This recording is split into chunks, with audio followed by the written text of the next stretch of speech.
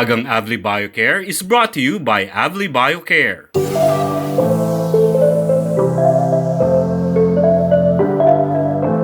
Good morning mga Agri TV. Ako po muli ang inyong millennial vet friend na si Doc Dandy para sa Alagang Avli Biocare.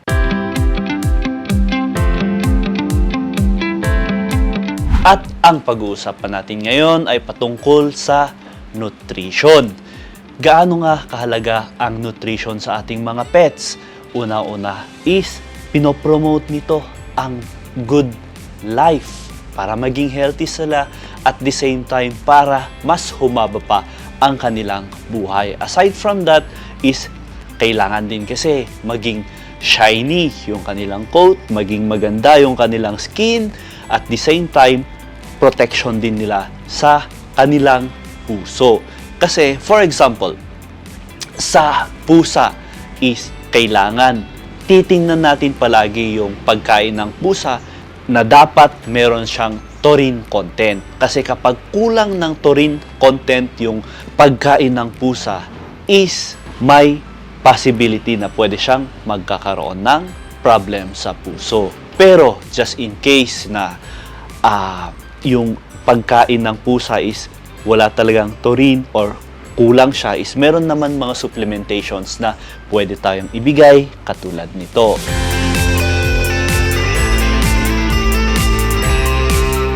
Pinakakailangan na ibigay natin sa ating mga alaga, halimbawa sa ibang breeds or sa mga younger na may edad na 1 taon pababa, is kailangan din nila ng mas mataas na protein para mas malakas sila. At the same time is ang frequency ng pagpapakain natin sa kanila is maliit lang yung tiyan nila pero mas kailangan nila ng mas complete na nutrition. So, pwede siyang 3 times a day pero hindi pwedeng masobrahan kasi pwede silang maempacho. Yun. So, limited lang.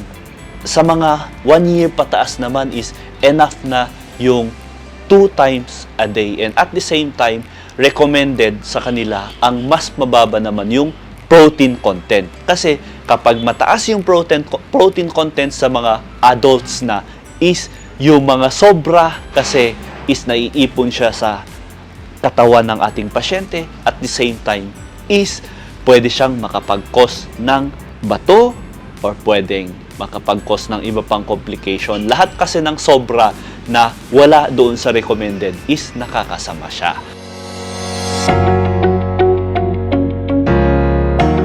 Patungkol naman sa mga allergies, may mga pasyente kasi na namimili ng pagkain or hindi tanggap ng kanilang katawan ang mga pinoprovide natin pagkain, kaya sila nagkaka-allergy. Kaya pinaka-importante na pumunta or magpakonsulta sa pinakamalapit na veterinary clinic para mabigyan kayo ng recommended or prescribed na hypoallergenic na pagkain. Ang content nito is mga lamb and etc.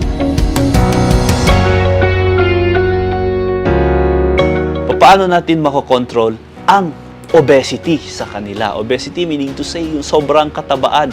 Pinaka-importante is i-control din natin yung pagkain nila. At the same time is parang sa tao lang din, isama natin sila sa pag-e-exercise. Ngayon, kapag halimbawa is tumaba yung ating pets, is hindi din maganda yun kasi very prone sila sa pagkakaroon ng heart attack. Yun, very prone din sila sa pagkakaroon ng other complications sa kanilang katawan na kung saan yung internal organs nila mismo is mababalutan ng taba at the same time is mahihirapan mag-function yung kanilang internal organs.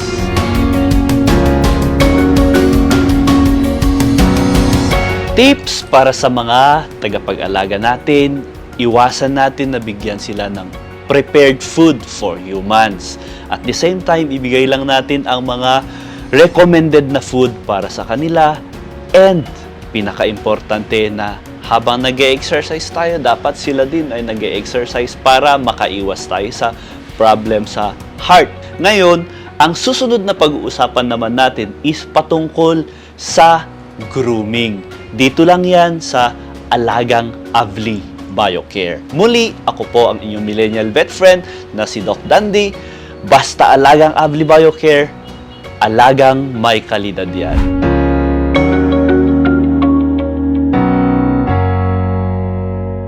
Alagang Avli Biocare was brought to you by Avli Biocare. Ang Avli Biocare's Cat Corner ay hatid sa inyo ng Avli Biocare.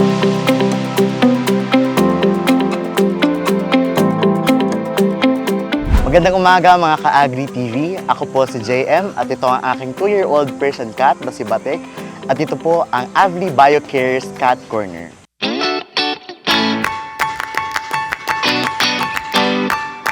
Ito po, yung mother and father po niya, may-ari po yung church coordinator po namin. Kasamahan din po sa church. Ang sabi ko po nung una, hindi pa po ako ready mag-alaga ng cat kasi sabi ko, kapag mag-aalaga ako ng cat financially and stable din ako para at least mabibigay ko yung mga needs niya. Pero one time, nagulat na lang po ako, hiningi na pala na siya ng mother ko and at kanaunan, ako na rin po yung naging owner niya. Kumbaga ako na po yung naging focus sa kanya po. And 2 years old na po siya sa akin. And so far, maganda naman po yung aming relasyon sa isa't isa.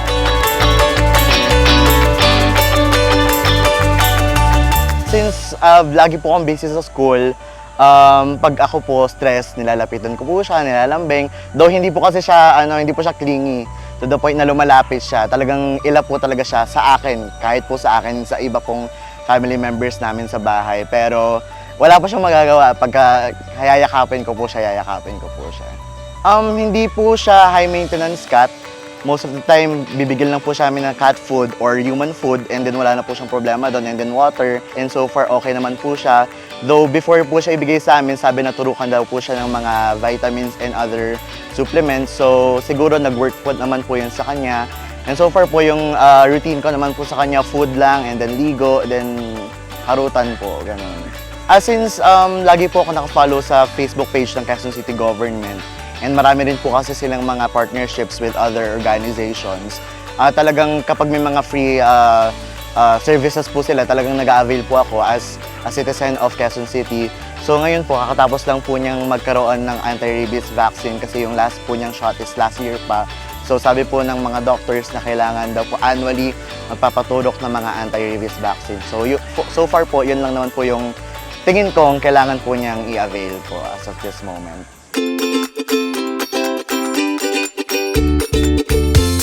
Ito pong last April lang po, or March, medyo may nakita siyang stray cat sa amin. Sinugod po niya, medyo territorial po kasi siya. Hindi lang po halata, pero pag nakita siya ng ibang cats, nagiging territorial po siya. And then, nung time na kinuha ko na siya, siguro nagalit siya. Ako po yung nabite niya that time, kaya kailangan ko rin po magpaturok ko ng anti-rabies. Pero pagka wala naman po siya nakikitang ibang cats, kalmado naman po siya, as you can see. Pero pag binakita lang po siya ibang cats, talagang territorial po siya. Siguro po, since na-experience ko na po mag-alaga ng aso and then yung pusa po, wala naman pong kaibahan masyado. Same genuine love po yung binibigay ko sa kanila parehas. Pero I think mas naka-lean more po ako sa mga cats kasi feeling ko po mas cute po sila. Though may cute naman dogs, pero mas prefer ko po ngayon yung cats. I believe po, kahit wala po siyang ginagawang masyadong extravagant para sa akin, feeling ko po pag nakikita ko po siya, ang laki po niyang stress reliever, especially po pag na-overwhelm po ako sa mga school works, sa mga church works, and pagod na pagod po ako, talagang tinitingnan ko lang siya, hindi nangiyakap, and then parang malaking relief na po yun sa lahat po ng pagod ko sa buong araw.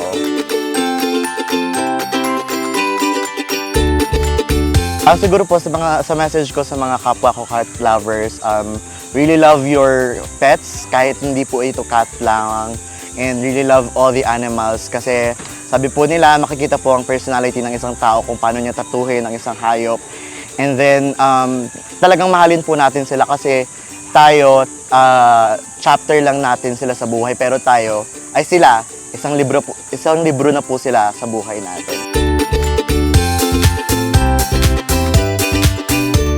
Thank you for joining us here sa Avli Biocare's Cat Corner. Basta alagang Avli Biocare, alagang may kalidad yan.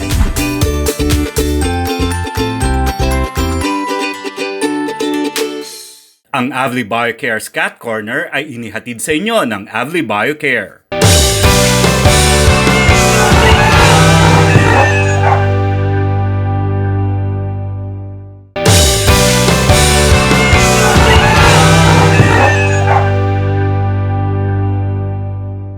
Nutrition Talk with Yum Yum is brought to you by Yum Yum Dog Food.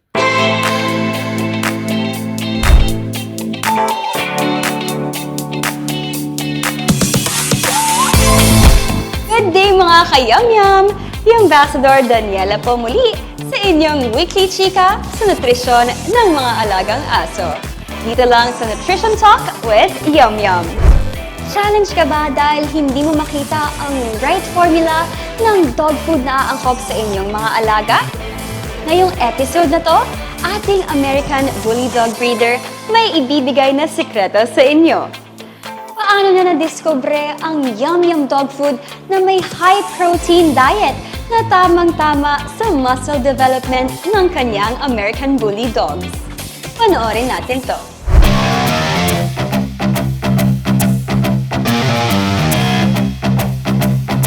Magandang araw po sa inyong lahat. Ako po si Wowo, Mr. Anytime Gonzalez.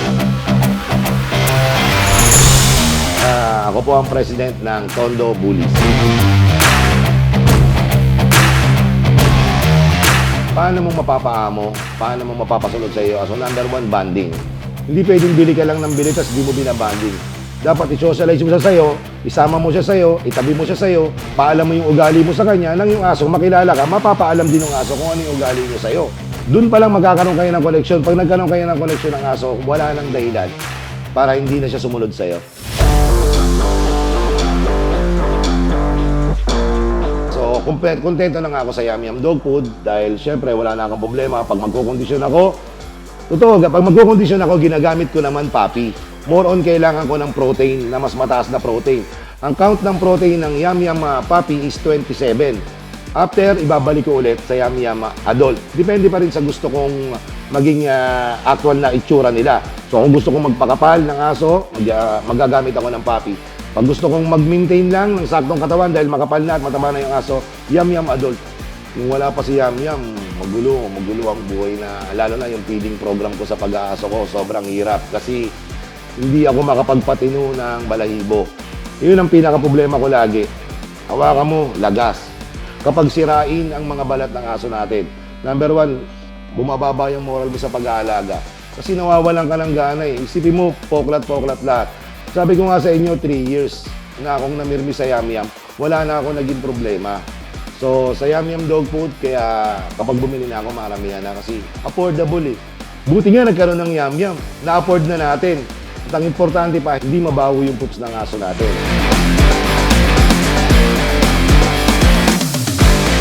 Kapag puppy, hanggang 1 year, kadalasan talaga, 2 times a day ako magpakain.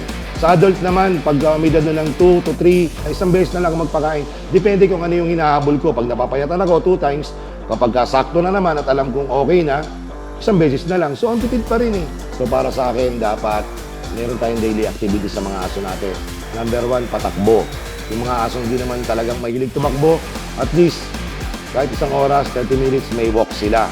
Kasi hindi ito pwedeng hindi natin sila bibigyan ng natural na kilo sa araw-araw. Kasi pag nag-stay sa kulungan yan, hindi sila makakapag-produce ng muscle, hindi rin magiging healthy yung heart nila kasi wala silang exercise.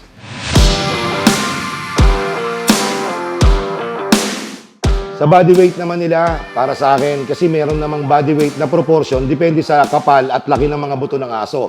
Kapag alam naman natin na kulang dahil sa sobrang kapal ng buto ng aso, dagdag lang tayo ng dagdag. Ako para sa akin, ideal weight lang sa ngayon parang 20 to 25, sa extreme ko na yun Hindi na tayo pwede sigurong magpakapal kasi lalo na sa init ng panahon, depende sa panahon. Si Yum Yum, mag-a-adjust yan kung paano gusto mong weight ang makuha mo sa aso. Gusto mong mas makapal, dagdagan mo yung feeding mo. Gusto mong saktuhan lang, i-normal feeding mo lang. Kaya sa akin, the best sa akin yung Yum Yum Dog Food talaga. Nagbago ang pananaw ko sa pagbubuli ko, gumanda ang bully life ko, gumanda yung buhay ng pag-aaso ko dahil sa Yum Yum kasi hindi na ako nahirapan.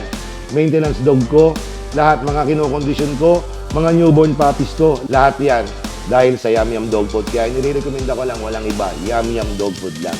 Maraming salamat, Wawa Mr. Anytime Gonzales, sa tiwala. At congratulations sa inyong matitikas na American Bully Dogs. So, naka-yum-yum na ba ang lahat? Ang Yum Yum Dog Food ay may kombinasyon ng real meat taste and nutrition for your puppy and adult doggies. Always available nationwide.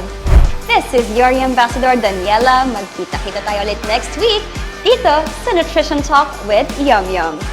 Yum Yum sa lasa, Yum Yum sa sustansya. Hi mga ka-Yum Yum! I'm inviting you to the biggest hobby expo in the North. Samahan niyo kami sa Clark Hobby Expo this June 27 to 29 sa SMX Convention Center, SM City, Clark, Pampanga. Kita-kits! Nutrition Talk with Yum Yum was brought to you by Yum Yum Dog Food.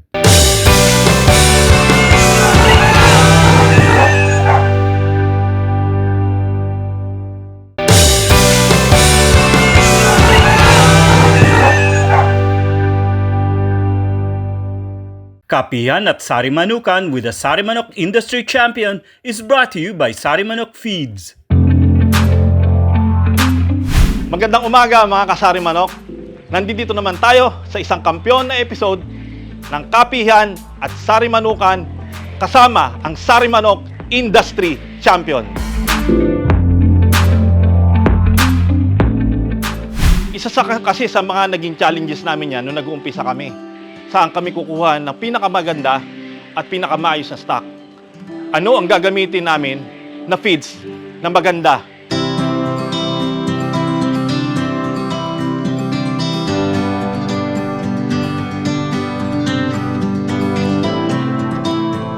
Nag-start ang Dr. Quail Farm actually, ang una namin na-develop talaga market eh. Bumibili kami ng itlog sa Bulacan, Pampanga, Nueva Ecija, dinadala namin sa Quezon, Laguna, tsaka Batangas. Ang quail farming nag-start talaga dito sa Central Luzon. And then eventually talagang nag-boom yung market, dumating yung mga demand ng itlog.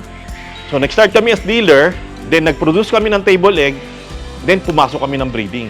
Eventually, si Romel, nagtayo na ng sarili naming farm, tapos ako may breeder farm na ako dito sa Quezon. Hindi pa ako nakontento, nagpa-accredit kami sa BAI. So isa lang kami sa dalawang BAI accredited quail breeder farm dito sa buong Pilipinas. Meaning, pag BAI accredited ka kasi, madali ka magbenta ng quail, kahit saan pwede ka magbenta. Unti-unti, nag-set up kami ng magandang farm. Ngayon, meron na kaming in-import sa China na mga cages, which is yung nakikita nyo sa likod nyo. Ito na yung most improved at saka modern version.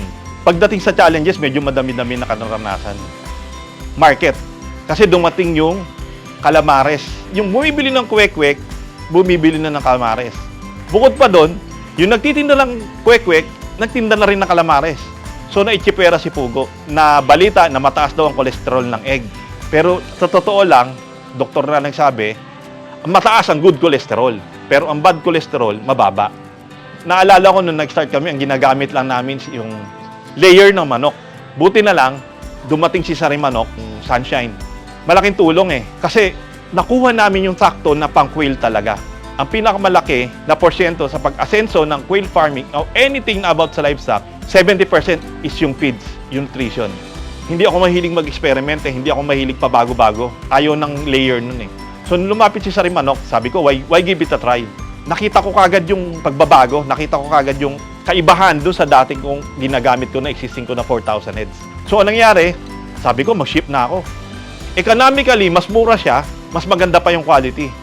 So, business to eh. So, iniintay ko na lang yung consistency. Yun ang isa sa importante sa commercial feeds. Meaning, pwede kang makakuha ng magandang timpla ngayon, pero hanggang kailan? 1 year mo siya papaitlogin. Ang naging advantage sa Sari Manok, kaya ako tumagal, imagine 5 years na ako sa Sari Manok. Never ako nagka-problema pagdating sa formulation. Number 1 na instruction ko sa tao ko, please check the color, the odor, and then the texture. Pag kami nabago dun sa tatlo, wag nyo na ipakain. Kasi, ang problema sa layer, within 2 to 3 days, decrease kagad ang production. So, yun yung isa sa naging challenges namin, sustain yung business. Kaya siguro tumagal din kami. Ngayon, magto 20 years na kami. I have 5 factors. Unang-una yung breed. Management, facility, prayers. Siyempre, yung kaya ako nabagit yung Sari Manok, yung nutrition. Pag hindi mo nakuha yung 5 na yon, bubuwal talaga. They are making champions. Hindi lang ako, marami pa. Sarimanok called as industry champion. Pero actually, they made us champion.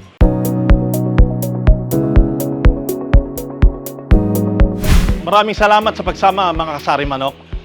Dito na naman sa isang episode ng Kapihan at Sarimanukan dito sa aming Dr. Quail Farm sa Pandi, Bulacan. Nakita nyo naman kung paano napagtagumpayan ang mga pagsubok na dumaan sa amin. Sa market, sa feeds, at sa iba pang bagay. Isa sa pinaka-importanteng aspeto ay ang breed ng pugo at ang nutrisyon, ang feeds.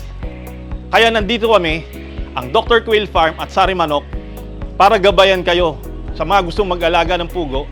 Isa kasi sa mga naging challenges namin yan nung nag-uumpisa kami. Una, saan kami kukuha ng pinakamaganda at pinakamaayos na stock. Pangalawa, ano ang gagamitin namin na feeds na maganda. Ito ang naging partnership namin ni Sarimanok upang hindi man makasigurado ay matulungan ang mga bagong nagpupugo para maging matagumpay sa ganitong larangan. Samahan niyo po kami muli sa susunod na episode. Lilibutin namin ang buong Pilipinas para puntahan ang iba't ibang puguan at ipakita sa inyo kung paano nila napagtagumpayan ang mga pagsubok katulong ang Sarimanok. Tandaan, tamang nutrisyon at magandang quality ng feeds ang kailangan upang maging matagumpay sa pag-aalaga ng pugo, maraming itlog at profitable na negosyo. Dito lang sa Kapihan at Sarimanukan with the Sarimanok Industry Champion. Kapihan at Sarimanukan with the Sarimanok Industry Champions was brought to you by Sarimanok Feeds.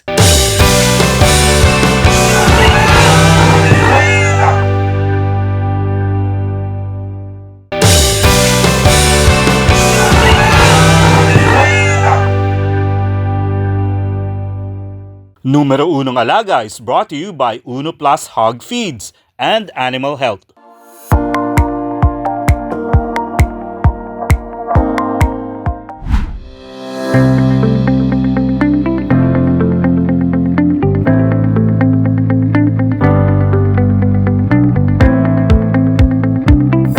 Magandang araw mga kabalikat. Ako si Doc Gay Lango at ito ang numero 1 alaga, ang katuwang ng bawat karaniwang magbababoy na tulad ninyo para sa maayos at matagumpay na pag-aalaga.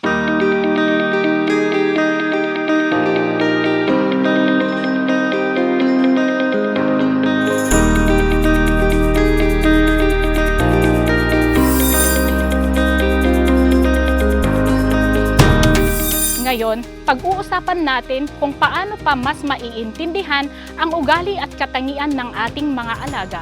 Isang mahalagang hakbang upang mapadali ang pag-aalaga, maiwasan ang stress at mapalakas ang kita sa ating small farm o maliit na babuyan. Tara at simulan natin!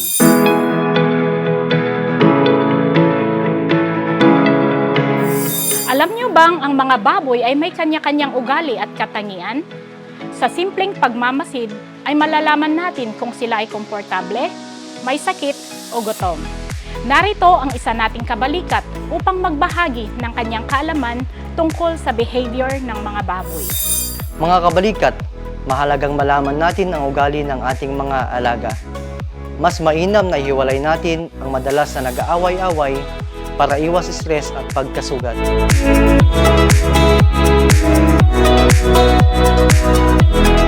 Likas na matalino ang baboy. Kilala nila ang kanilang tagapag-alaga. Mas kalmado sila kapag kabisado nila ang boses o kilos mo.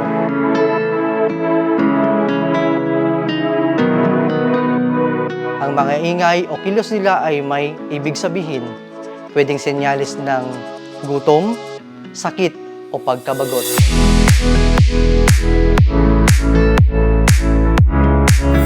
Dito sa amin, maliit lang ang babuyan o kaya'y backyard hog racing lamang kami. Ngunit napakahalaga na magkaroon ka ng routine. Yung routine na yon ay may oras sa paglilinis, oras ng pagpapakain, oras ng pagpapaligo. Pagkakabisado ka ng baboy, hindi sila matatakot, masigla, masaya, at yon, mabilis silang lumaki.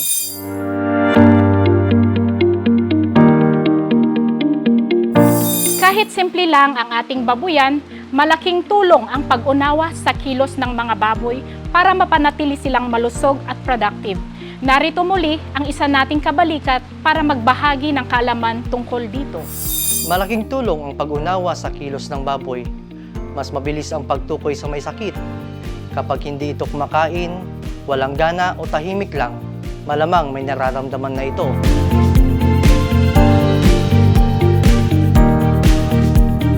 Kapag kabisado natin kung saan sila madalas tumambay, doon natin sila pakainin at painumin.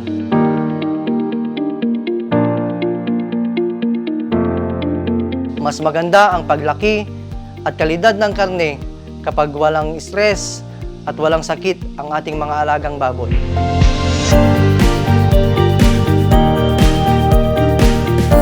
Napansin ko sa mga alaga kong baboy, pagkakomportable sila, kampante sila, masigla, masaya, at ganadong kumain, mabilis silang lumaki.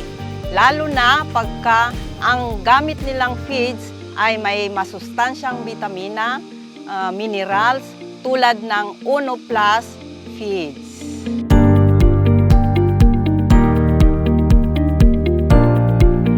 Mga kabalikat, kahit simple lang ang ating farm, malaki ang pwedeng i-improve basta kilala natin ang ating mga alaga. Sa pagmamasid, pagmamalasakit at tamang pakain tulad ng Uno Plus, magiging magaan at matagumpay ang ating pag-aalaga. Kung gusto nyo pang matuto, bisitahin ang aming social media pages o kontakin ang pinakamalapit na Uno Plus distributor. Ako si Gay Lango at ito ang numero 1 alaga.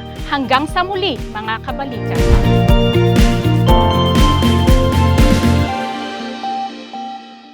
Numero 1 Alaga was brought to you by Uno Plus Hog Feeds and Animal Health.